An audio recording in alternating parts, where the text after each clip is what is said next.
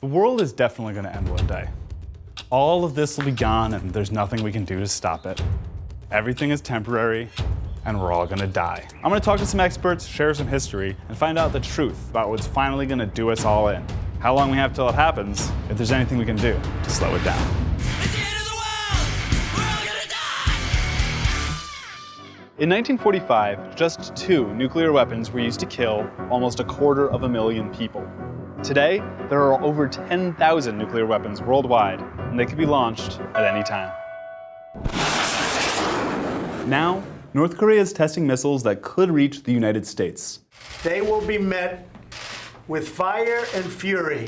Imagine, a handful of nuclear weapons in the hands of a megalomaniac man-child. What could go wrong?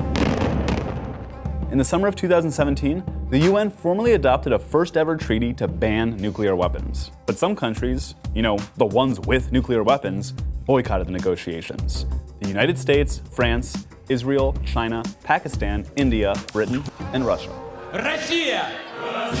It's pretty scary stuff, and I wanted a more optimistic outlook. So I went to go talk to Joe Cirincione, a preeminent expert on nuclear policy. Every day that you are living, there is a threat that nuclear weapons could end human civilization on this planet. How many times over just destroy everything?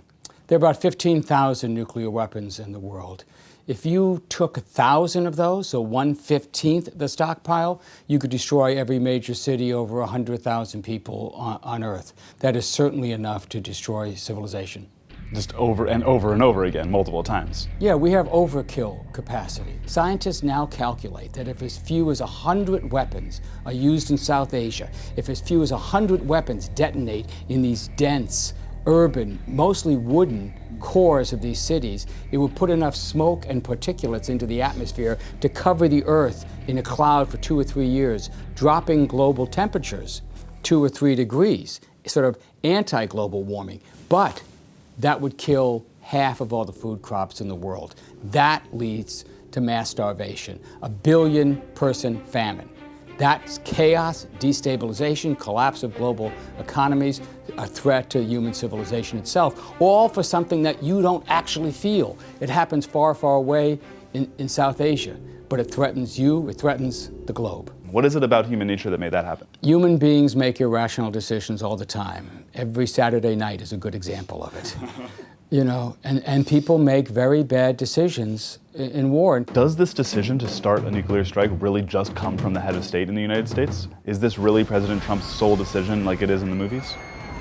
Most people don't understand that the nuclear weapons are the president's weapons. The president and the president alone has the authority to launch these weapons. And once he gives the order, no one can countermand him. You should understand this. At every moment of the president's life, there is a military officer that has to be within 1 minute of where he is. When President Trump sleeps at the White House, the officer is outside. When he goes on a golf course, the officer's on a cart right behind him. And the president, at any time, for any reason, can tell that officer to open the suitcase. He can launch 1 missile. He can launch 1,000 missiles. He doesn't need the Joint Chiefs to agree with him. There's no vote in Congress. There's no appeal to the Supreme Court. 4 minutes after the president gives the order, those missiles start flying.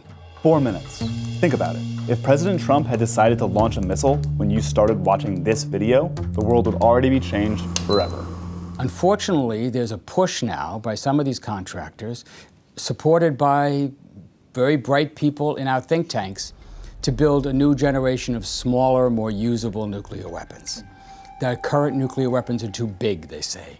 We're self-deterred from using them. Our current bombs will blow up a city. All we want to do is blow up a couple of blocks.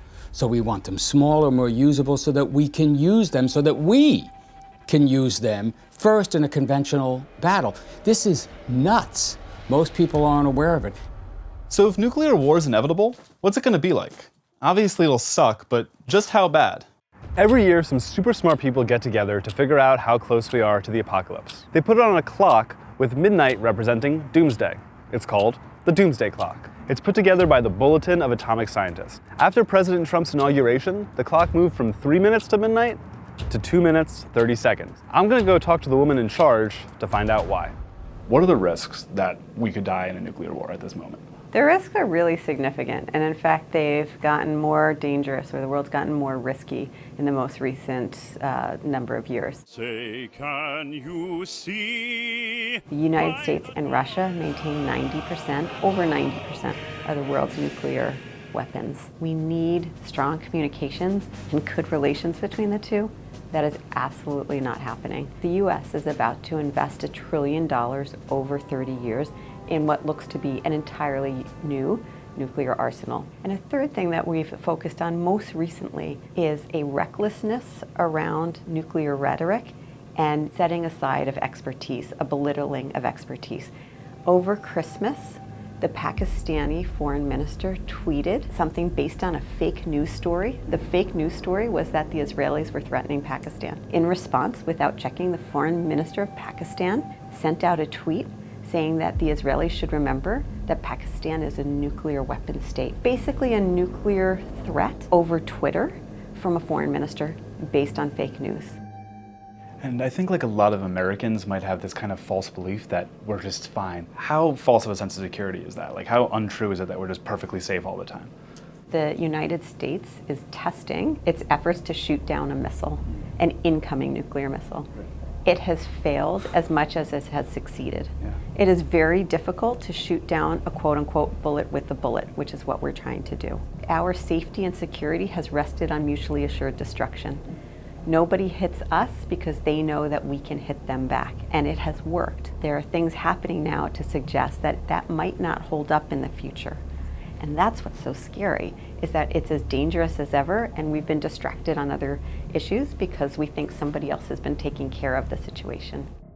So if the situation is so dire, what can we as a society do to turn things around? Donald Trump could be the man that makes the next big cut in nuclear weapons. He says he wants to have good relations between Russia. No matter what you think about the rest of the politics, Donald Trump, a conservative president, could make the deal with Russia, could make the deal with North Korea that makes the world a safer place. We know since the end of the Cold War, there's been a significant reduction in the number of weapons. There was a time we had about 70,000 nuclear weapons across the globe, and now we're down to much less. So between the United States and Russia, we have a little bit more than 10,000 weapons each. That's a significant reduction.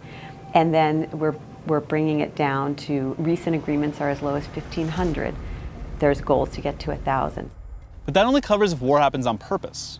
What if someone just goofs up? In 1962, at the height of the Cold War, a trespassing bear almost destroyed the world. A bear tried to climb over an Air Force Base fence, which prompted a guard to set off the sabotage alarm. But the sabotage alarm was accidentally linked up to the Start Nuclear War alarm. Seriously, pilots ran to their jets to look for Soviet bombers over the North Pole when they finally realized it was a false alarm. It took us 25 years to figure out that it was just a bear. What if we don't annihilate the Earth through one single moment of bad decision making? What if we've been annihilating it through bad decision making all along? Find out next time.